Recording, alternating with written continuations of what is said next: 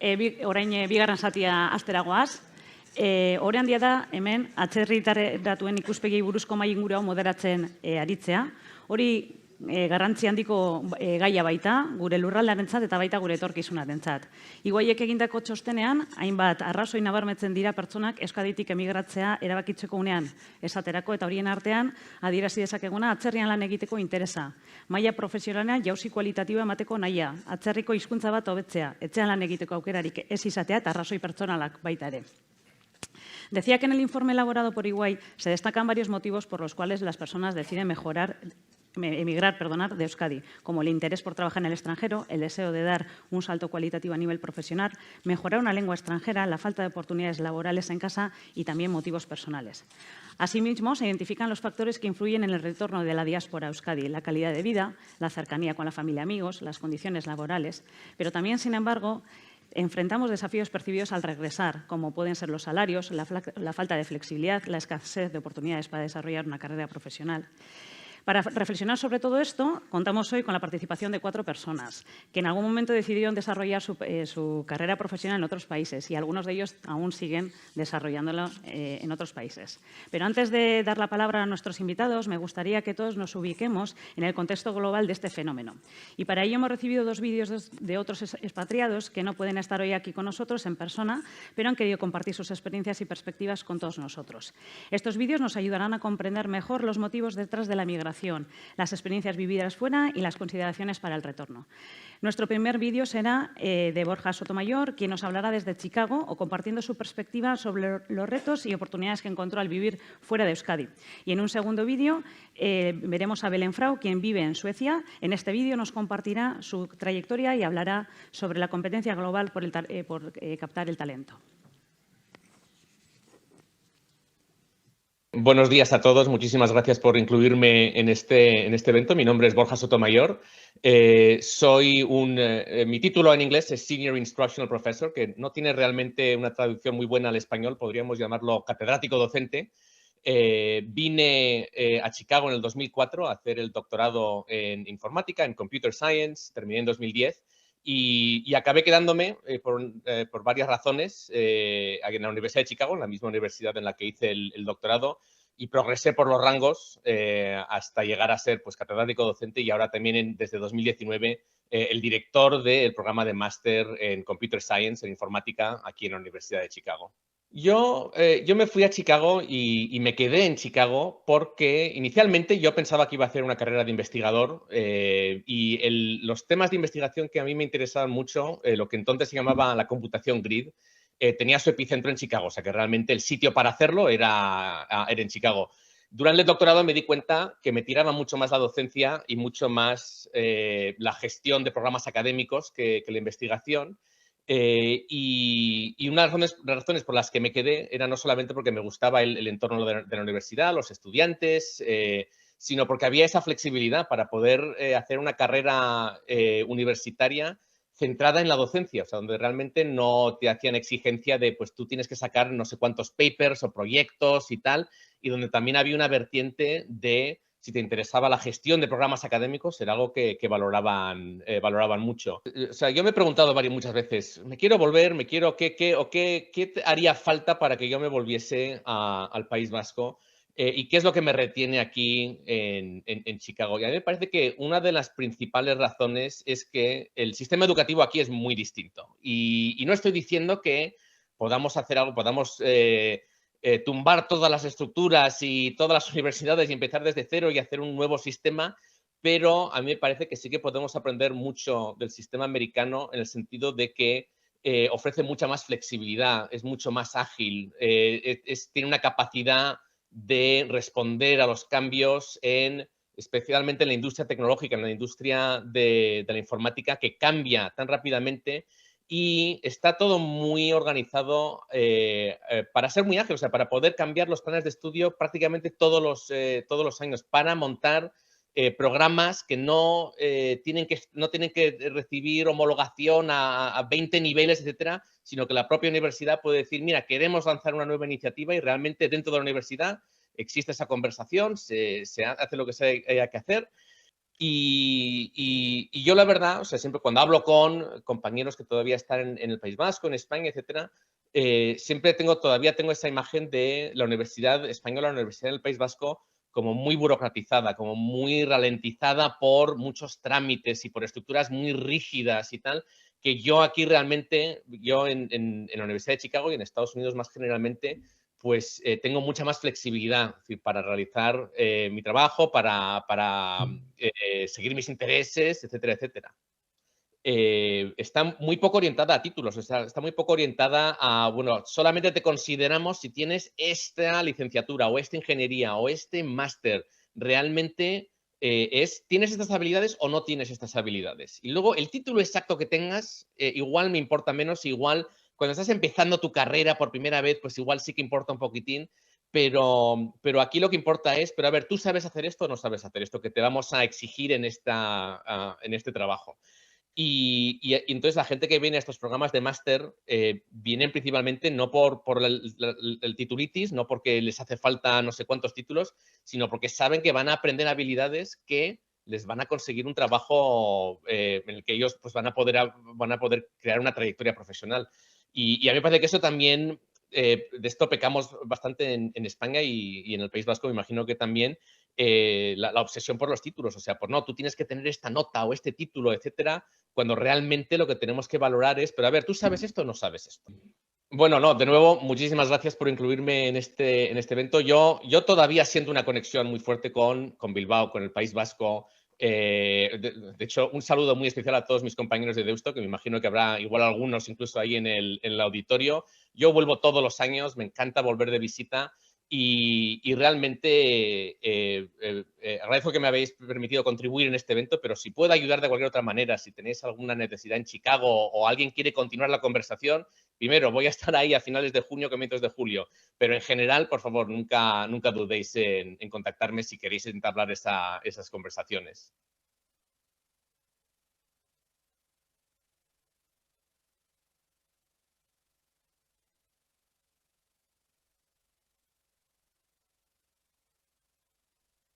Buenos días a todos. Soy Belén Frau, la directora global de comunicación de IKEA. Trabajo en las oficinas centrales de la marca en Malmö, Suecia, y mi corazón rojiblanco lleva fuera de Euskadi la friolera de 13 años. Es un honor estar aquí hoy para hablaros sobre un tema que considero crucial para el futuro de nuestra región, la competencia global por captar talento. El talento es el motor que impulsa el progreso y la innovación en todas las áreas de la sociedad. Como profesional viviendo en el extranjero, tengo otra perspectiva de cómo veo el posicionado a Euskadi en esta competencia y qué debemos cuidar y mejorar para atraer el talento internacional. Y quiero empezar por el vaso medio lleno, destacando algunos puntos fuertes de Euskadi que nos posicionan favorablemente en el escenario global. Nuestro sistema educativo es de alta calidad, con universidades y centros de investigación que gozan de prestigio internacional. Tenemos también un entorno empresarial dinámico, con empresas líderes en sectores como la automoción, la energía, la biotecnología. Además, nuestra cultura de innovación y nuestra apuesta por la I+D+I nos sitúa en una posición aventajada para atraer a profesionales altamente cualificados.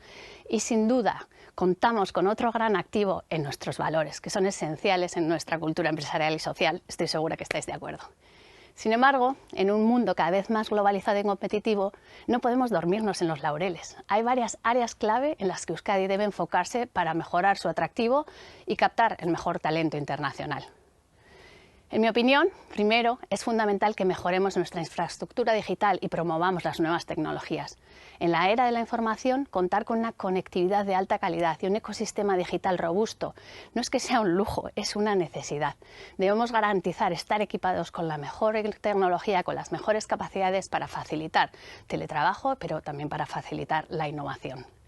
En segundo lugar, necesitamos simplificar los trámites burocráticos para atraer talento extranjero. Las barreras administrativas pueden ser un obstáculo significativo para los profesionales que desean establecerse en Euskadi. Es esencial que las autoridades regionales trabajen para agilizar y simplificar estos procesos, haciendo que sea más fácil y más atractivo para los extranjeros venir a vivir y a trabajar en Euskadi. Otro aspecto que veo crucial es la integración cultural. aunque somos una región muy orgullosa de nuestra identidad y tradiciones, y tenemos razones para serlo, es importante ser acogedores y abiertos a los talentos de diversas culturas. Más allá de una oferta educativa y laboral atractiva, es importante favorecer programas de integración, clases de idiomas, oportunidades multilingües y también una actitud inclusiva en nuestras comunidades y lugares de trabajo. Es esencial para que los profesionales internacionales se sientan bienvenidos, cómodos y valorados. Por último, también es importante fomentar una cultura de colaboración entre el sector público y el privado, y de esto se ha hablado mucho. Las empresas, las universidades y las instituciones gubernamentales debemos trabajar juntas para crear un entorno atractivo para el talento. Esto incluye no solo oportunidades laborales y de investigación, sino también inversiones en infraestructura, en vivienda asequible, servicios públicos y de calidad. Y mi quinto y último argumento es a la vez una llamada a la acción. Pongamos Euskadi en el mapa. La calidad de vida en Euskadi es otro punto fuerte que debemos resaltar. Desde nuestra gastronomía, nuestros paisajes, hasta la seguridad y el bienestar general, debemos comunicar efectivamente estos beneficios a nivel internacional, porque los profesionales no solo buscan nuevas oportunidades laborales, también un lugar donde pueden tener una vida equilibrada y satisfactoria, cada vez más, sobre todo los jóvenes. Tenemos que dar a conocer Euskadi. Ninguno de nosotros lo podemos hacer solos, pero todos los que estamos aquí presentes hoy podemos hacer algo por contribuir. Por mi parte, tenéis mi compromiso de promover, contribuir y volver todo cuanto puedo a mi tierra, que ha forjado en mí los valores que constituyen mi esencia. En conclusión, creo que Euskadi tiene muchos atributos que nos posicionan bien en la competencia global por el talento. Sin embargo, debemos continuar mejorando infraestructuras, capacidades digitales, simplificando procesos, promoviendo la integración cultural y destacando nuestra calidad de vida. Solo así podremos atraer y retener a los mejores profesionales del mundo, asegurando un futuro próspero para nuestra región, haciendo del talento diverso nuestra gran ventaja competitiva en un mundo que está en constante transformación. Eskerrik asko.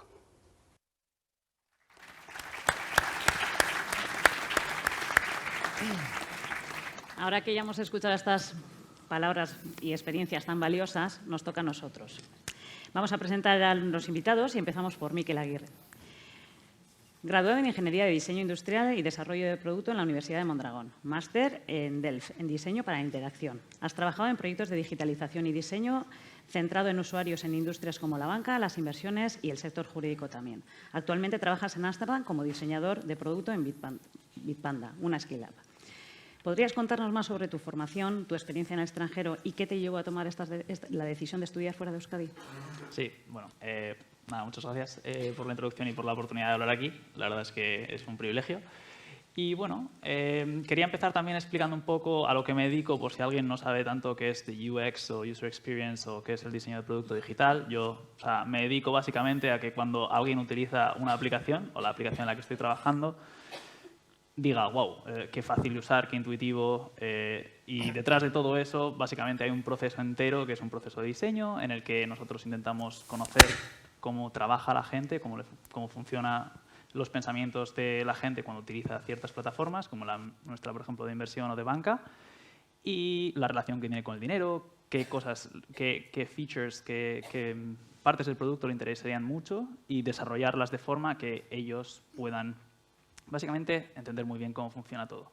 Entonces, una vez esta pasión por esto, a mí me vino porque yo hice un Erasmus en Londres en mi último año de la carrera y yo, viniendo de Ingeniería de Diseño Industrial, yo pues quería hacer sillas y mesas y de repente me vi con un producto digital que no sabía qué hacer y, bueno, básicamente era algo muy joven. En Euskadi, desde luego, yo no había escuchado nunca que esto existía y me gustó mucho. Entonces, después tuve la suerte de tener una beca Global Training. También pude volver a Londres, trabajando en otra empresa, aprendiendo mucho y dije, bueno, pues sabiendo que esto me gusta y es mi pasión, vamos a especializarnos y fui a la Universidad de Delft. Como se ha dicho antes, es la top 13 del mundo en esto. Entonces, creo que sí, ahí es lo importante, ¿no? La importancia del placement de la universidad fue algo que a mí me llamó mucho la atención. Y a partir de ahí, dentro de la universidad, tuve una experiencia muy buena. Estuve haciendo tanto proyectos de investigación como de desarrollo de producto más hands-on con empresas como Siemens y Philips también. Y luego ahí se ve que las empresas están muy integradas en la universidad. Y luego, a partir de ahí, me contrataron una empresa que se llama Bunk, es una pequeña startup, bueno, no es pequeña, es un unicornio. Y ahí trabajé, es un banco, trabajé casi un año y ahora estoy en Bitpanda. Y eso, lo que me llevó fue básicamente el descubrir eso, ver que en Euskadi no hay algo, ese sector no existe, y ir a una universidad puntera en lo que es el diseño y poder especializarme. Y, o sea, básicamente, formación es lo que me llevó afuera. John, en tu caso, licenciado en Ingeniería Industrial por Tecnun, Universidad de Navarra, y un MBA en el Instituto de Empresa. Tienes 15 años de experiencia en las industrias de energías renovables, movilidad, y has residido en Australia y en Dinamarca. Actualmente eres el director de Estrategia Corporativa y M&A en el grupo CAF en Beasain, o sea que ya has vuelto a casa. ¿Nos puedes compartir tu recorrido profesional y las motivaciones que te llevaron a trabajar en el extranjero? Bueno, en primer lugar, eskerrik asko denoi por la invitación y por la introducción. Un placer estar aquí con todos vosotros y bueno, también agradecer a los ponentes previos que han dejado la barra muy arriba, así que intentaremos aportar nuestro pequeño granito de arena para estar a la altura. A tu pregunta, Amaya, del porqué, ¿no? de la salida, y como decía Miquel, al final yo creo que hay como dos componentes principales, ¿no? Por un lado está la personal y la puramente profesional o de desarrollo. En mi caso fue una combinación de ambas y yo creo que por no repetir tanto el horizonte ese de seguir creciendo profesionalmente, por hacer referencia a mi pasado histórico, mi primera salida a Australia, en Sydney, fue cuando tenía 25 años, recién acabó la licenciatura, contaba con un par de años de experiencia y bueno, pues surgió la oportunidad y como veíamos en aquellos rankings de la OCDE que mostraban antes, Australia y concretamente Sydney, a nivel de calidad de vida estaba muy arriba. Entonces, bueno, pues no voy a engañar a nadie, ese fue uno de los grandes acicates en mi caso para probar y dar el salto. La realidad es que me gustó tanto que me quedé 3 años y bueno, estuve trabajando en una consultoría energética. Del tema de visados y trabas y facilidades para poder aterrizar en países así, podríamos hablar largo y tendido, pero así como el nivel de vida es muy alto en Australia, la facilidad para poder tener un sponsorizaje, ¿no? Que se llama el tener un visado para poder trabajar con papeles, no es en absoluto sencillo, así que bueno, eso también por poner un poquito en la balanza, ¿no? de las facilidades y haciendo un poco lectura en interno. Y yo creo que el hecho que en Europa tengamos esa facilidad para movernos a través de los diferentes países es, sin lugar a dudas, un gran valor añadido, no solo para nosotros en Euskadi, sino para en general, para ese compartimiento, ¿no? de talento entre las diferentes naciones. Y quizás como pequeña nota, al hilo de las ponencias anteriores, yo creo que se hace mucho énfasis en aquello de la retención y estoy de acuerdo, es crucial y es importante de cara al futuro que nos viene, pero al mismo tiempo yo valoro muy positivamente mi experiencia y creo que habría que darle ese matiz temporal, ¿no? La retención es clave, es esencial, pero creo que en esos primeros años de carrera, cuando somos un poco más jóvenes y flexibles, se tiene que alimentar, estimular y facilitar esa salida del talento y, evidentemente, poner las condiciones para que luego ese talento quiera volver, ¿no? Pero creo que el producto que viene de vuelta con esa experiencia internacional es un valor añadido que hay que poner en valor, valga la redundancia. O sea, no solo se trata de retenerlos, sino que se quieran ir y, sobre todo, que quieran volver después. Eskerrik asko.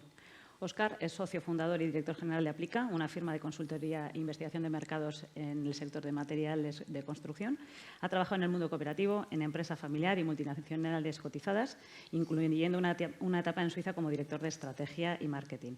Titulado en Administración de Empresas y con un posgrado de Dirección General del IES y, además, bueno, es consejero en varios consejos de administración. En tu caso, pues nos gustaría conocer un poquito más tu carrera y cómo fue tu experiencia internacional. Hola, buenos días y gracias por la invitación. Lo primero, en mi caso, he de reconocer que fue un poco paradójico porque lo que me llevó a salir fuera fue la adquisición de una compañía familiar radicada en Euskadi por parte de una multinacional, con lo cual algo que seguramente hubiera ido abocado a una deslocalización, ¿no? Que seguramente eso da para otro foro, pero muy relacionado con lo que estamos hablando hoy, me abrió una oportunidad. Una compañía noruega con base en Suiza adquirió la compañía familiar en la que yo trabajaba. Yo realmente, cuando el proceso de venta estaba próximo al cierre, lo que hice fue buscarme mi salida pensando en que los directivos íbamos a salir la mayoría de allí. Y para mi sorpresa lo que me dijeron fue, no, queremos que te quedes y queremos que te vengas a Suiza. Voy a poner como ejemplo cosas que yo he vivido en esa multinacional que igual sirven, ¿no? Estos señores estaban basados en Oslo. No sé en el ranking cómo sale, pero sí sé el clima que hace y el apego social que hay allí. Entonces, ellos decidieron crear un hub en Lausana. Y aunque es Suiza, seguramente es la ciudad más mediterránea. No es Zúrich, no es Ginebra y, bueno, es un lugar en el que sigue siendo Suiza, pero tiene ciertas connotaciones diferentes. Con eso lo que consiguieron fue atraer talento de Alemania, de Austria, del propio Noruega, que se bajaban directivos allí. Había varias divisiones de la compañía que tenían allí establecido el cuartel general.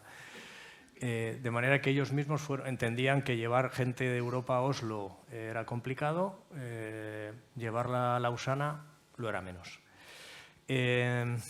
Yo aproximadamente de mis 30 años de experiencia, un poco más, unos 10 los he desarrollado fuera de aquí.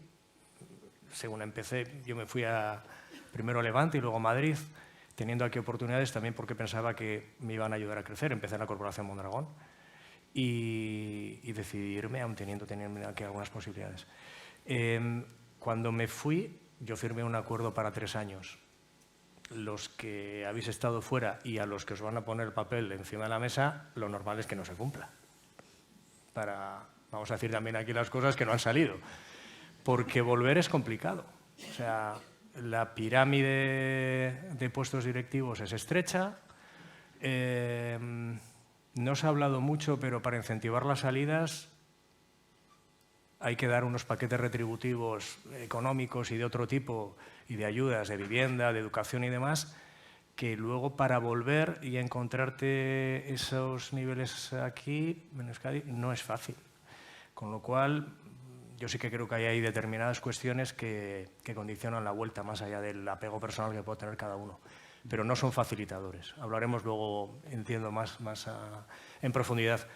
Pero en mi caso fue también desarrollo profesional. Yo pude haberme ido solo, o sea, porque a mí lo que me planteó la multinacional fue, si quieres eres un commuter, te vas el lunes, vuelves el jueves a tu casa, el jueves por la noche, el viernes haces home office y todo genial. Yo en aquel momento mis hijos tenían entre 10 y 5 años y decidí que no quería conmutar, que decidí que quería irme. Y coincido contigo que fue una combinación de desarrollo profesional y desarrollo personal, sobre todo para mis hijos.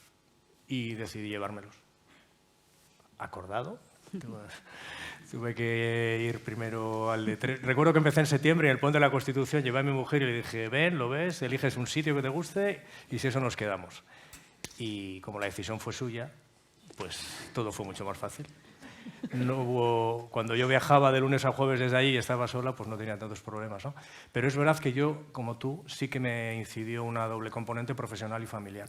O sea, yo tenía muy claro que quería que mis hijos tuvieran una experiencia internacional fuera, igual que la quise tener yo. De lo cual no solo no me arrepiento, sino que os animo a aquellos que tengáis la oportunidad de hacerlo. O sea, el hecho de que cuando ellos ven otros lugares fuera y vuelven y demás, más allá de los idiomas, que por supuesto os sorprendería eso, pero en mi caso fuimos a Lausana y en 3 meses eran bilingües en francés, quiero decir, en inglés de aquí algo sabía, en francés nada, 100 horas que les di de clases particulares antes de ir y eso seguramente lo tienen ya para toda la vida. Entonces, bueno, yo sí que creo que, bueno, depende de la persona de cada uno, pero en mi caso como en el tuyo fue una combinación de lo profesional y lo personal. Gracias, Óscar. Ya está adelantando temas que van a ser de interés.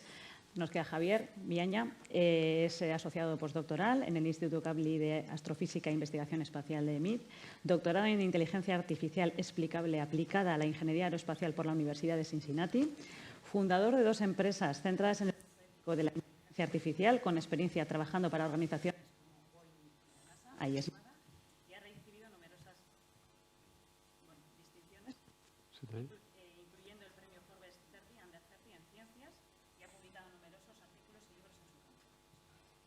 No se te va a oír, ¿eh? ¿Se lo oye? Es todo muy formal, ¿eh? ¿Ahora? No. A ver, a ver. A ver. Ahora Ahí, sí. ya está. Javier, en tu caso, ¿puedes contarnos sobre tu formación, tus logros y la experiencia de trabajar en el extranjero? Bueno, lehenengoz eskerrik asko gonbidapenagatik. Sí, yo creo que en mi caso fue un poco la temática de especialización que a mí me interesaba mucho el sector aeroespacial, venía un poco de esa trayectoria industrial aeroespacial y quería bueno, conocer más sobre el mundo de la inteligencia artificial. Al principio fue un máster, luego acabó siendo un doctorado y ahora sí que es verdad pues que no, he seguido un poco en esa trayectoria académica de investigación. Me he centrado sobre todo en un tipo de inteligencia artificial que es la explicable, que bueno, en su momento creía que era importante para aplicaciones aeroespaciales. Y sí que es cierto que eso fue un poco la motivación que tuve para irme al departamento en el que estuve y un poco pues, el único sitio que estaba utilizando Explainable AI, ¿no? en sistemas aeroespaciales. Y bueno, pues ahí aprendí un poco las bases de este campo y luego lo he ido desarrollando en diferentes instituciones. Y bueno, esa ha sido un poco la línea general. Otra cosa que me ha parecido muy importante, aparte de la temática, por supuesto, ha sido como el IP transfer que existe en las universidades, que promueven mucho ese despliegue, en mi caso, de software, de pues bueno, el desarrollo tecnológico que hacen los alumnos para implementarlo en diferentes organizaciones grandes. Bueno, en mi experiencia he visto que piensan mucho en gran escala. En mi caso fue el aeropuerto de Cincinnati, que bueno, pues decidió adoptar uno de los algoritmos que yo desarrollé y bueno, pues empezamos a incluso pensar en comercializarlo, etcétera. Hubo una smooth transit en lo que es ¿no? el IP, propiedad intelectual, ¿no? de lo que soy estudiante. Y eso yo creo que fue un papel fundamental, porque cuando bueno, estás creciendo en esas etapas académicas y ves una implementación y un impacto en la industria de algo que creas en los años académicos, bueno, te sientes como, ¿no? Te da una cierta motivación que te hace mantenerte en esa línea. Entonces, bueno, de ahí salen otras cosas, etcétera. De esa colaboración con el aeropuerto luego hubo otra y eso llevó a lo siguiente. Entonces, siempre es como ese enabler de la universidad que te da el bridge para cruzar hasta la colaboración con la industria y luego ya pues eres un poco tú, ¿no? La persona que tienes que tirar del hilo. Pues es que ricasco, Javier. Ya veis que 4 ponentes tenemos de gran nivel. Y bueno, en cuanto a condiciones para el regreso, algunos 2 ya habéis regresado, otros 2 no. Y esta pregunta iría más dirigida a Miquel y a Javier, ¿no? ¿Qué condiciones o factores consideraréis adecuados para plantearos el retorno, ¿no? Y qué cambios, pues en cuanto al entorno laboral o incluso social o económico, pues podrían ser determinantes para vosotros? Bueno, un poco en la línea de lo que estaba comentando, hay varias cosas que yo creo que son importantes. La primera, la clave siempre son los proyectos, por lo menos las personas que conozco que están ahora en el mercado laboral siempre buscan proyectos, no buscan empresas. El brand de la empresa es muy importante, desde luego, pero ultimately vas a estar trabajando en un proyecto muy concreto. Entonces, hay que tener muy buenos proyectos complejos, diferenciales. Y eso es lo que le motiva, ¿no? Por lo menos en mi campo, un poco en la parte técnica. Y en ese aspecto es lo que atrae, ¿no? Un poco el talento. Yo creo que hay 2 tipos de proyectos claves en este sentido. El long-term moonshots, que son pues muy complejos, llevan muchos años de desarrollo, crean ecosistemas, crean verdaderos ecosistemas, porque son proyectos disruptivos que si lo haces bien, es complicado hacerlo bien y por eso lleva mucha financiación y demás, pues creas eso, muchas colaboraciones con diferentes empresas y demás. Un ejemplo muy bueno que tenemos aquí en Euskadi es la empresa Satlantis, que se dedica a cámaras espaciales y microsatélites. Pero bueno, eso llevan tiempo y hay un periodo de desarrollo. El otro tipo de proyectos que creo que son muy importantes es el midterm, bueno, el high revenue, pero muy complejos. Y son mid to short, ¿no? Son muy cortos y normalmente son algo muy específico que tiene que iniciar la empresa, que tiene que decir, venga, pues tenemos esta problemática muy específica, hay que solucionarla. ¿Cómo la solucionamos? Vale, pues vamos a buscar un equipo, puede ser interno, puede ser externo. Y eso, si sale bien, ese revenue que se ha generado se vuelve a recircular en la empresa y se puede volver a meter para otro proyecto. Entonces, yo creo que en este sentido las empresas pueden escoger proyectos, en mi campo, por ejemplo, en inteligencia artificial, siempre hay que empezar por uno muy sencillo, algo que creáis, pues tenemos esta digitalización, ahora ¿qué podemos hacer con ello? Pues se intenta un primer prototipo y luego pues vas, ¿no?, recirculando.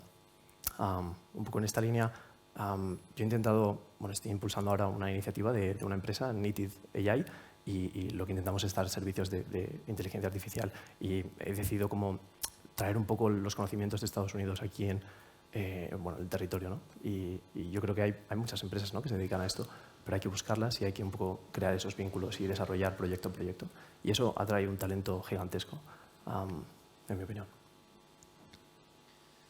Bueno, en mi caso, es un poco lo que voy a hablar es, o sea, mi experiencia personal, obviamente, y es que para volver a Euskadi, una de las, o sea, hay 3 cosas muy importantes para mí que serían clave. O sea, yo como he dado toda la explicación sobre el diseño porque creo que el diseño digital, básicamente en Euskadi no existe el sector. O sea, no hay un sector dinámico como hay en Ámsterdam, por ejemplo, con todas las empresas buscando gente que quiere hacer, o sea, está desarrollando plataformas. Igual, pues para gente como yo, que son ingenieros, es un poco más fácil, pero para gente como yo, que es que no existe, no hay un ecosistema de empresas que busquen, o al menos que yo sepa.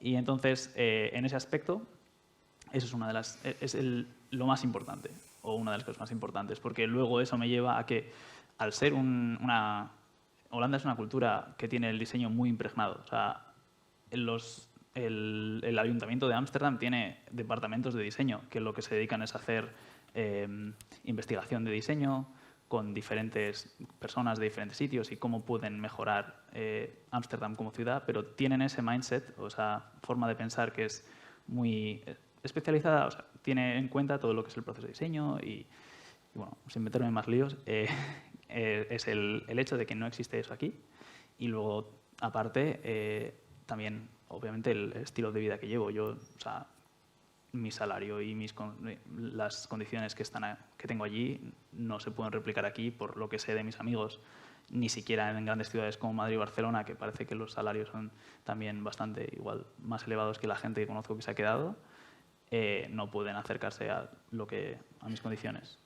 Entonces, eso es también muy importante y esas condiciones me llevan a que yo puedo vivir en una ciudad como Ámsterdam, tengo un piso, comparto piso, pero aún así es un piso muy chulo, en una zona muy bien localizada y tengo un estilo de vida que creo que aquí no podría llevar, sobre todo porque, pues imagina, o sea, no tengo coche, no me planteo tener coche, la movilidad en Ámsterdam es súper fácil, es una calidad de vida que creo que, desde mi punto de vista, no se podría acceder en Euskadi.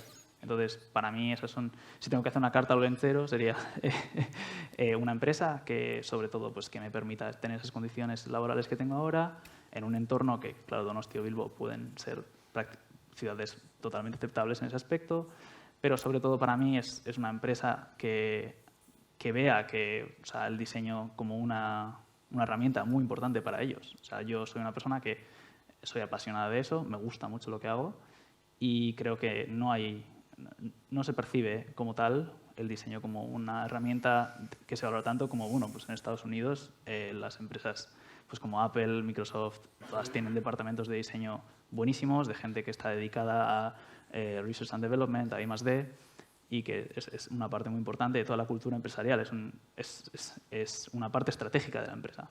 Entonces, sí, eso es lo que estoy buscando también y lo que veo que no hay. Entonces, bueno, siento ser tan negativo en ese aspecto, pero por otras partes hay muchas cosas que sí que me gustan de Euskadi y por eso pues vuelvo, porque tengo familia, comunidad y me encanta el país en general. O sea que eso.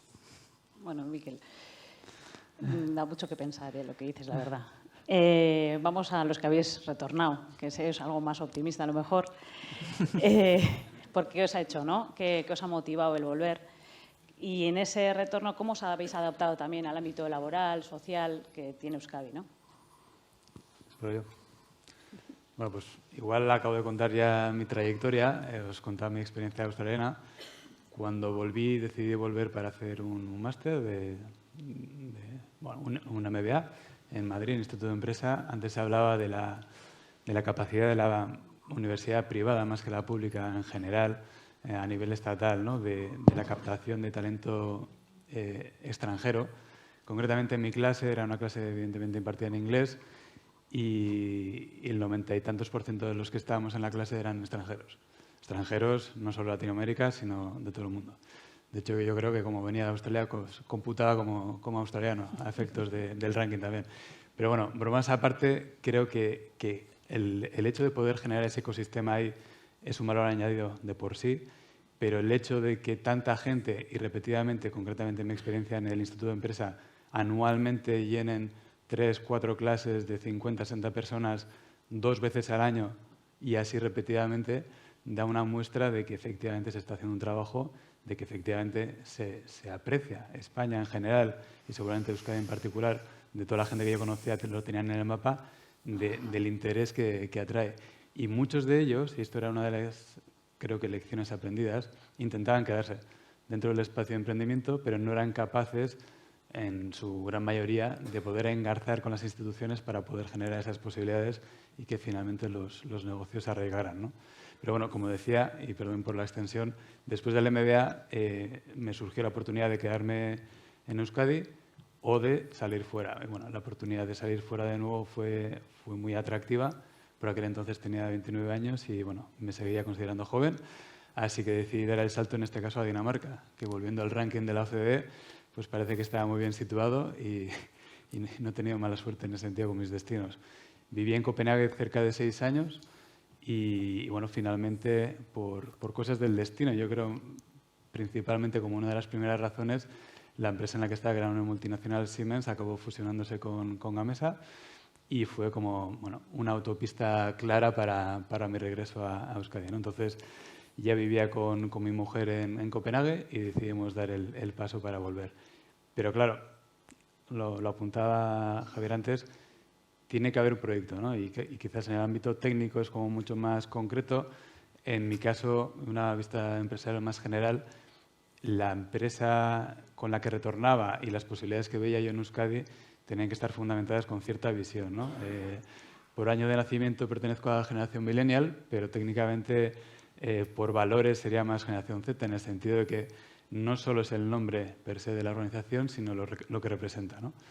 Y en esos 10, 12 años de experiencia previa que tenía yo en el entorno de energías renovables, pues era como mi eje principal, pero que posteriormente, y como decías en la introducción, ahora estoy en el grupo CAF, el hecho de dar el salto a otra industria, pero con la misma concepción de fondo de que la movilidad va a ser el eje principal o uno de los principales en el cambio de mentalidad y de sostenibilidad a largo plazo, bueno, pues eran ejes o variables en esa ecuación que hacían para mí un atractivo para volver. Y concretamente en Euskadi tenemos la suerte de contar con empresas de este calado, con ese tamaño, ese alcance global, que para perfiles internacionales sin dudas son muy atractivas, ¿no?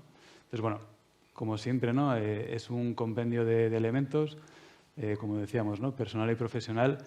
Y en mi caso particular creo que gracias a que se dieron todos esos alicientes hicieron que pudiera volver y bueno, oye, encantado con mi vuelta. En mi caso no sé si empezar por decir cuál es mi generación, pero es que creo que no tiene letra. V de viejo. Pero bueno, dicho eso, el retorno y los motivos y demás. En mi caso lo que me hizo salir fue una compra.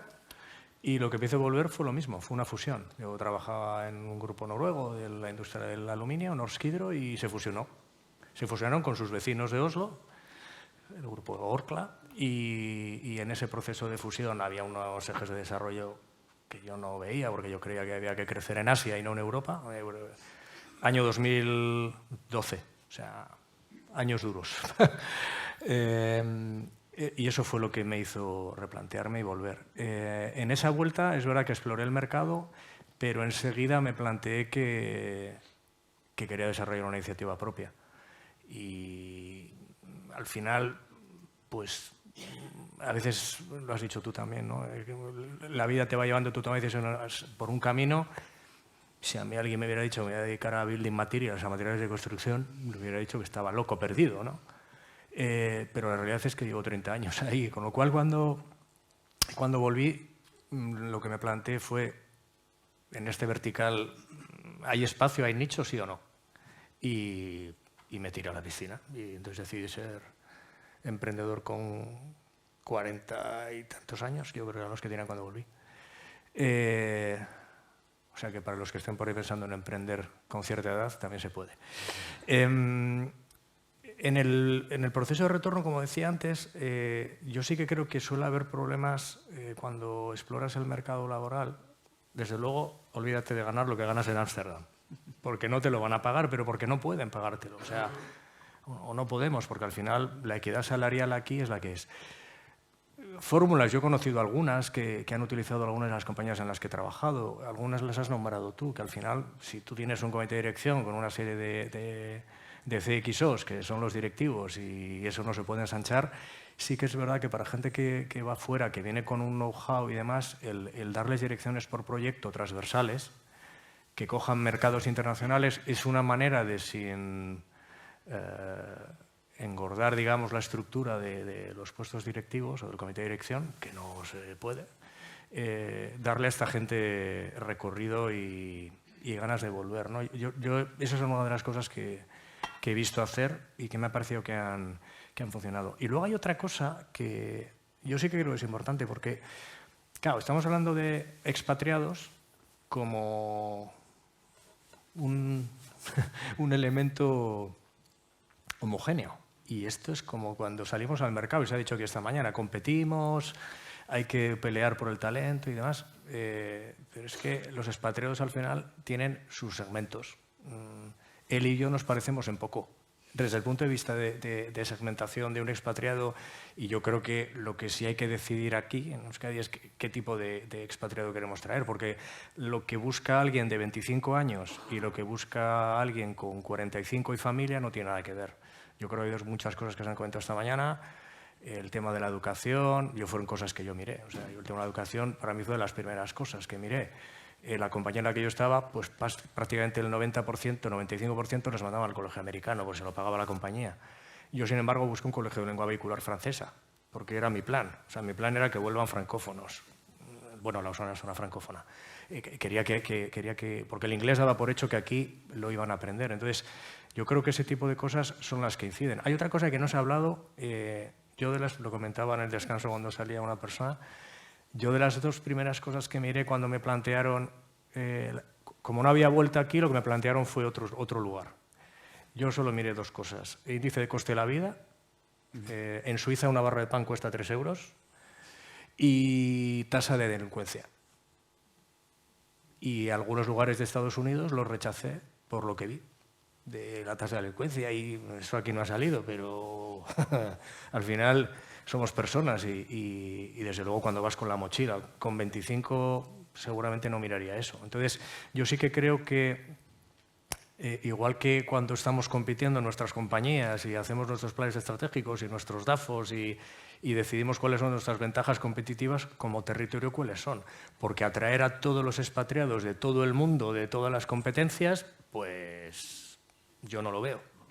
Otra cosa es decidir a qué segmento específico de expatriados queremos atraer y ahí empujar. Muy interesante, Óscar. Belén sí ha comentado la calidad de vida que tenemos aquí, ¿no? Y que eso hay que visibilizarlo. Y uno de los puntos que tú miraste efectivamente era la delincuencia, que es un dato interesante. Yo, por ir acabando, para que vayamos en hora, porque todavía quedan ponencias, sí me gustaría un poco plantearos a todos qué aspectos del sistema educativo y empresarial podrían fortalecerse para atraer y retener talento. Entre ellos, Miquel, tú también. Bueno,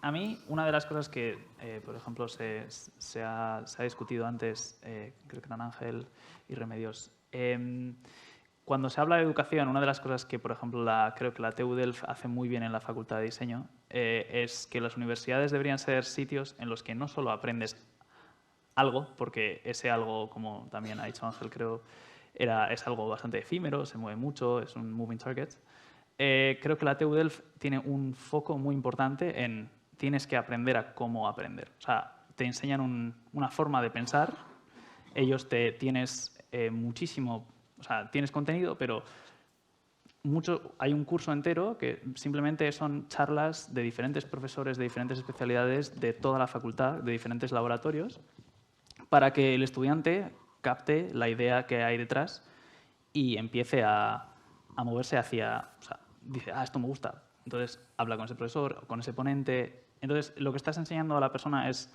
un poco más a hacerse el máster a sí mismo y ese mindset que tienen. Entonces, eso, por ejemplo, a mí me impresionó mucho. Yo venía de dar clase y te viene el profesor, te da una clase y tú haces el proyecto o lo que sea.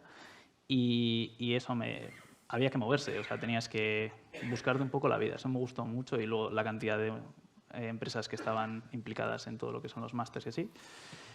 Y creo que eso, pues, de parte de educación me parece un sistema muy interesante, es un poco emprendedor también, porque claro, tienes que moverte tú, o sea, no te viene el profesor a darte la clase tanto. Y me gustó mucho. Y luego, pues, no sé, culturalmente eso es lo que digo. Tienen o sea, cómo integran el diseño y cómo las diferentes partes de las tecnológicas y la tecnología que utilizan y todo eso está muy implicado. Entonces, yo como vengo del sector tecnológico y para mí es algo muy importante ver cómo está todo tan bien estructurado, me parece que también invita a la gente a implicarse en ese sistema y entrar en esas diferentes empresas y desarrollar esas capacidades. Pero bueno, eso es por mi parte lo que veo que hizo de la parte de la educación es lo que me gustó mucho y bueno, ese es mi punto. Bueno, pues quizás por complementar, ¿no?, desde el punto de vista desde la empresa, y volviendo un poquito al tema de la retención, formación del talento, y yo creo que algo que sí he experimentado en el pasado son programas de estancias, ¿no?, de rotacionales se llaman, en las diferentes multinacionales, en los que puedes rotar no solo por la función de tu puesto, sino también por la geografía. Y puedes hacer un triple salto donde haces la geografía del puesto y luego verticalmente la organización. Pero más allá de ese concepto en sí, yo creo que eso es una muy buena oportunidad para el desarrollo propio de los empleados que están a día de hoy aquí, que les sirva como desarrollo propio y crecimiento, pero también como una forma de presentar un poco la marca Euskadi que hablábamos antes, ¿no? Que se dé a conocer. Oye, pues mira, fíjate, esta empresa que está montando este programa empieza a hablar y, bueno, tenemos tendencia en general, por experiencia propia, a hablar mucho y bien de nuestra casa. Entonces, creo que podemos ser los propios embajadores que a su vez ayudemos a expandir y dar un poquito a conocer nuestra cultura. Entonces, este tipo de iniciativas, que evidentemente con la escala de la empresa son más fáciles, en las pymes bastante más difíciles, si se coordinan de alguna manera con las universidades, pues creo que tendríamos un doble efecto bastante positivo, ¿no? Digamos, evolucionar el concepto Erasmus al mundo empresarial con proyectos específicos donde ya se puedan crecer y se generen ámbitos de doble dirección, ¿no?, para el intercambio de profesionales.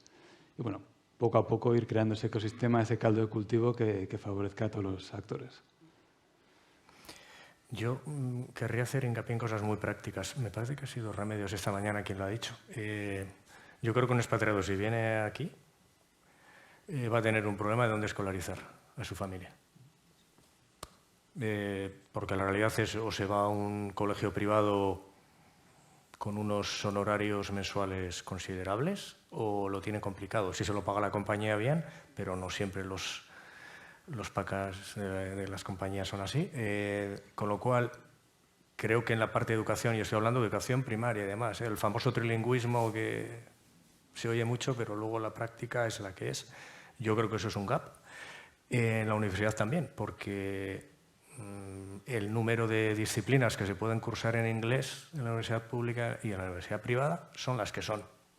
Y eso es otro freno para atraer talento. Entonces, yo creo que hay que ir a cosas muy pragmáticas y muy tangibles. Y yo creo que esas dos son cuestiones. Y luego una tercera, que desde el punto de vista de compañía, pero también de sociedad, esa gente cuando viene necesita sentirse integrada.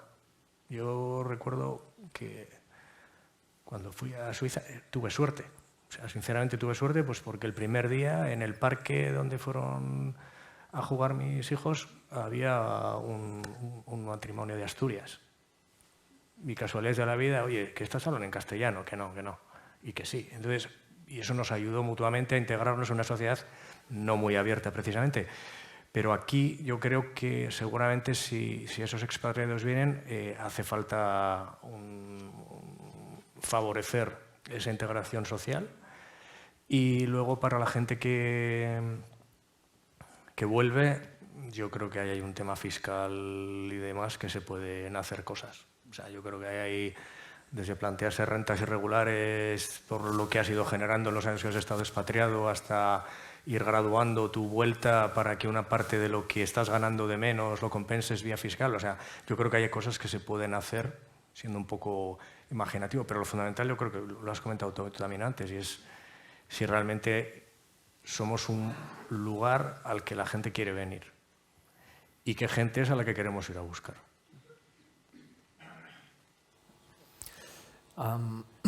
Bueno, estoy de acuerdo con todo lo que habéis dicho. Yo voy a hablar quizás de 5 iniciativas que, brevemente, porque no sé si nos queda mucho tiempo, que he visto en el modelo americano que sí que creo que, bueno, y en otros países también, ¿no? Pero que creo que pueden ser interesantes para captar específicamente el talento de mi campo, que es lo que, bueno, es lo que conozco, ¿no? De inteligencia artificial un poco. La primera es el concepto de, bueno, esta es un poco genérica, Innovation Hub. Es un tipo de edificio que vive dentro de la universidad. Normalmente tiene diferentes plantas. La primera suele ser el Makerspace. Son herramientas gigantes, desde laser cuts hasta 3D printers. Tienes de todo, ¿no? Ahí es una sala de prototipado para los alumnos. La segunda es el Venture Lab.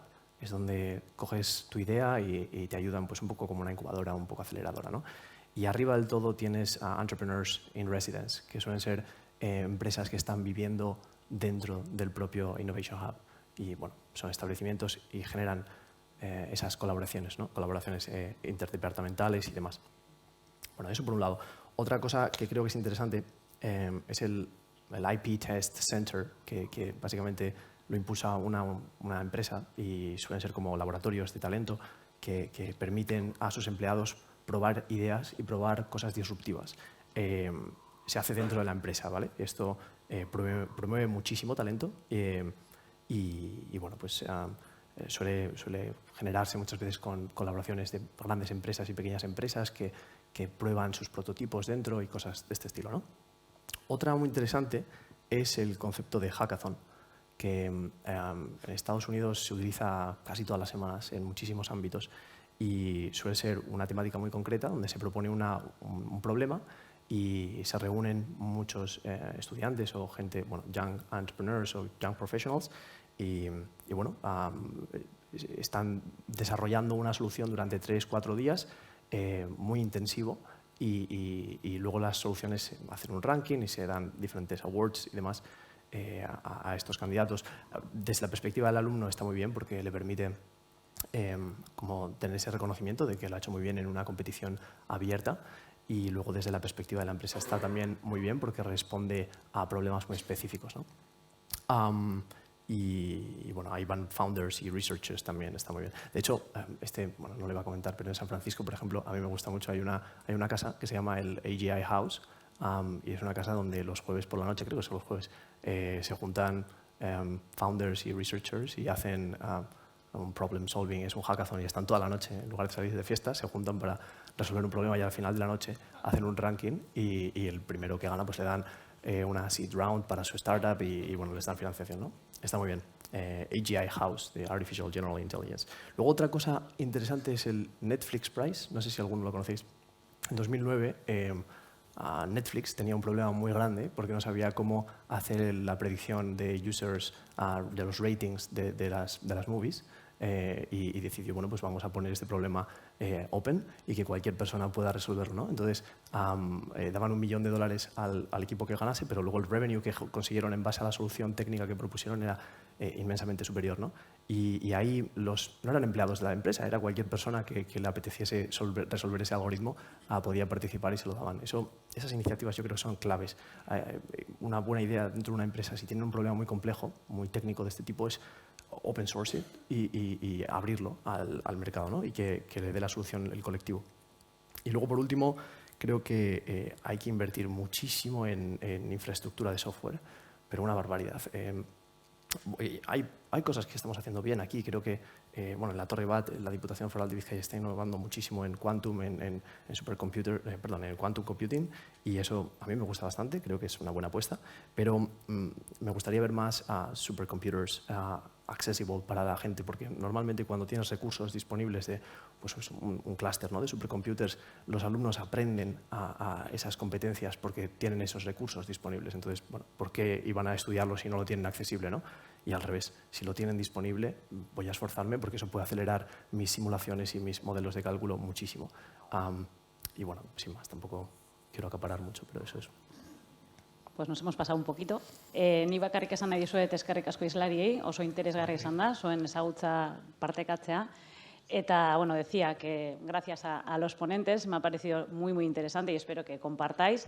Y también gracias a todos los asistentes. Beste gabe, yo represento a Artisara en este caso y evidentemente vamos a seguir desarrollando y promoviendo la retención y la atracción de talento. Mikel, estás entre ellos, pues seguiremos trabajando. Y nada, eskerrik asko guztioi.